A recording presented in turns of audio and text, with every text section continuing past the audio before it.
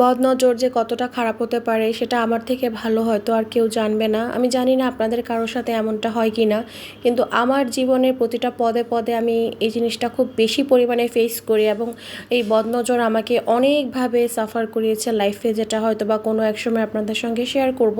কিন্তু এই যে দেখুন, আমি জাস্ট কয়েকদিন আগে আমার এত সুন্দর একটা ফুলে ফুলে ভরা গাছের ছবি আমি ফেসবুকে শেয়ার করি এবং আপনারা দেখেছেন আমার গাছটাতে কি সুন্দর করে ফুল এবং সতেজ সবুজ একটা গাছ।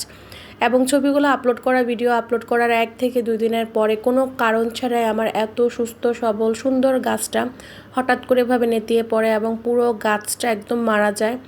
আসলে আমার গাছগুলো আমার কাছে আমার সন্তানের মতো। আমি আসলে অনেক চেষ্টা করছি গাছগুলোকে বাঁচিয়ে তোলার জন্য, নিয়মিত রোদে দিচ্ছি এবং গাছে পরিমাণ মতো পানি দিচ্ছি, কিন্তু কোনোভাবেই আমার গাছটা আসলে আর ভালো হচ্ছে না।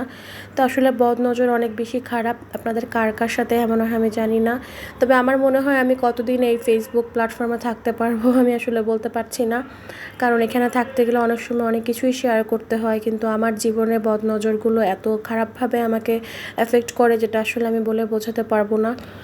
তো যাই হোক, সবাই ভালো থাকবেন। আল্লাহ হাফেজ। আর কি বলবো বুঝতে পারছি না, মনটা অনেক বেশি খারাপ।